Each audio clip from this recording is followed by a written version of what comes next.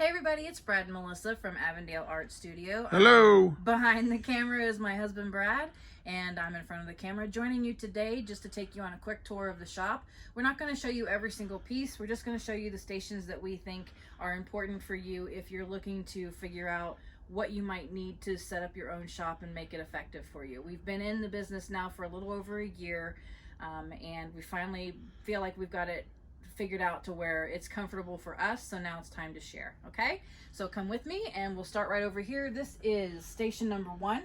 It is my husband's workstation. It is where he does most of his abstract art, where he has to like fling paint and that kind of stuff. He's got a, I think he just panned back there, but he's got his own Drop cloth. Yeah, drop cloth on the back, so splatter cloth. Yeah, he can feel free to be creative and messy. He's got his own ring light over here so we can bring the videos to you. Underneath it, this is a station, by the way, that he built. Underneath it, he has shelves so that he can store his canvases that he works off of. And if we swing over this way real quick, we're going to go right past this area right here. This is where he stores most of his paints straight up.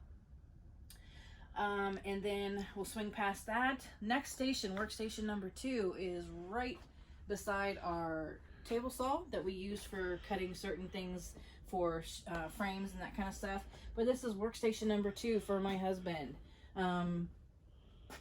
He also has a small little ring light on this one, which brings you enough video or enough light for videos as well. So that's 2 workstations so far. We have 6 in the shop altogether. You can see behind him on the shelves back there, he is a huge spray paint artist. So he has quite a few of his favorite spray paints, which is Liquitex.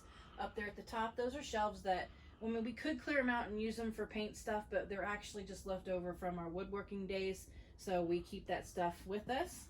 Moving past this way, oh, by the way, this was an 8-foot workbench that my husband built that his workstation number 2 is on. So moving over here, workstation number 3, this is my workstation. Every time you see me bringing a video to you and I'm working underneath the ring light, this is where that magic is happening. Getting ready to do some fluid art on these vases, which I've never done before, so that'll be really cool. Let's swing over here really quickly. Once you finish a piece, you need a place for it to dry. So we built this. This is drying station number 1. Many shelves. Brad can zoom in if he wants to there and show you that we do have a couple of my ring pour room decor letters drying on that right now. Every piece stays over here for 3 or 4 days until it is dry to the touch, and then it moves to the next drying station. These are rabbit trays that we just store pieces in there if we want to, put them inside of it and then stuff them in so that they stay nice and protected. Okay. And it is wrapped on all 3 sides, and we do put screen across the front to keep the flying insects off of our paintings. Because we've lost several that way. I will show you that in just a minute. Moving over here, you cannot have a station or an art studio, at least we can't, where you can relax without having a fridge and a television. We have both. We also have an air filtration system, which you definitely need to have. That is a key opponent to, wait, it's not component. What is it? Component. Component. There you go. It's a key component. Thanks, baby. Okay, moving over here really quickly. You know that we are metal detectors. We keep our metal detectors here and ready to go. We have 2 sections this is where I store my paint and supplies. This first one is just basically art supplies, paint supplies. But the biggest thing I wanted you to see in here is this is how I store my paints, and they are separated by color. So if I want to put down some green, then I come over here to my green cabinet and I just search through until I find what I want. So that's really cool. Cups down on the bottom, odds and ends things, just like to be organized about it. Have a second cabinet right here.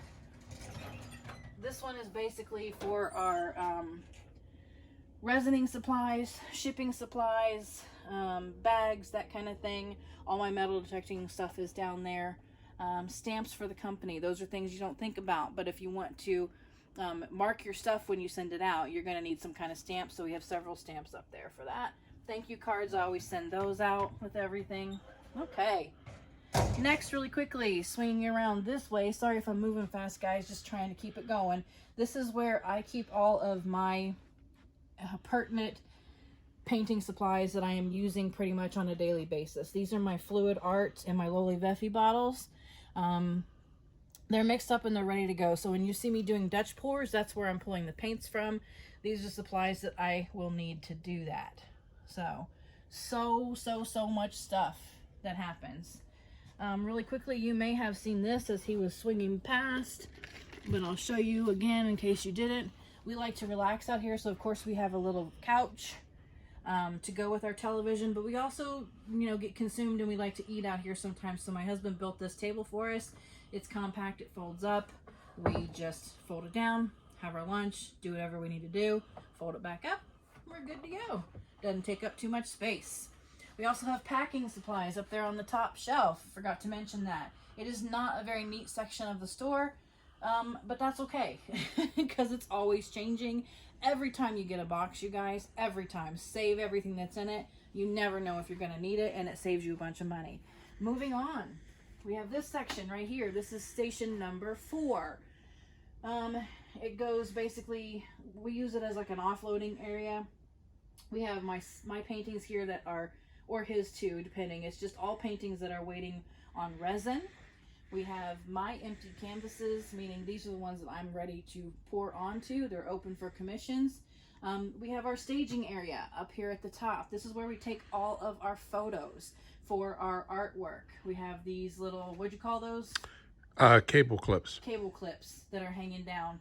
Right here, you just put a piece on them, clip it, and then we have 4 soft boxes that come in, as well as this light, and it's just basically surrounded, and we have just so much light on it, and it takes a photo, and that's how we get our professional photos for our pieces, coming soon to our website after the first of the year.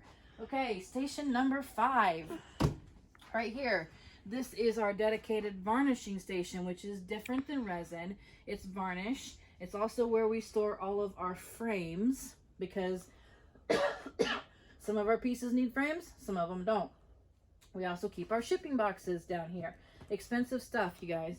Let's see. Moving over here, I can show you really quickly. This is drawing station number 2, and this is dedicated specifically to pieces that have a resin top coat and need to dry. And when he was talking to you about the screen, this is what he means. We basically have pieces of screen that are cut up, and then we just put our slider piece in there, which is also covered on 3 sides completely, and then just cover it up with a piece of screen. That keeps it nice and protected, and it sits there for a couple of days. I think he showed you, but I'm not really sure. Down here at the bottom, these are all of our pieces that are ready to go. They're varnished or they're resined, one or the other, and they're ready for purchase. So if you're interested, reach out. I can walk you through those. And station number 6 is our dedicated resin station. My husband built this table for me. Basically, all I do is take my piece, which we put in these trays, put it on the table, use the level, take the handy dandy Allen wrench, put it on these leveling feet right here, and twist it until the level tells me my piece is good to go, and then I resin it from there. Once it's done resining, I just slide it right back over into the drying station right here, put a piece of screen over top of it, and it's good to go. Hey, by the way, these 2 pieces right here, if anybody is interested, they are available as of right now. Brad made those awesome pieces. Finally, we have one last just kind of an miscellaneous drying rack over here for pieces that show up. We don't have very many right in there right now. Most of them are either done or in the resining stage. And then we have this section here where we just keep extra brushes, extra top coats, that kind of stuff. Our lights for our floodlights. I mean, not for our floodlights, for our softbox lights. Softboxes, softbox tripods and everything are up here. We don't keep those out all the time. We only bring those out when we're actually photographing. So, I think that's it, guys. That's everything in the shop. If you have questions, we just have, we have all these mats all over the floor for our feet. Other than that, we just have carpeted or concrete, and we just vacuum everything up. Masks are important. try to make sure you have masks. I don't know what else to say. You're good. I feel like I got it all. That was a quick tour. Please reach out to us. I know that was fast. I'm willing to give you more details if you want them. I just wanted to make this quick to show you what we've put together over the past year. And again, thank you so much for joining us. We really appreciate you helping us grow our business, and we'll see you in 2022. Thank you. Bye.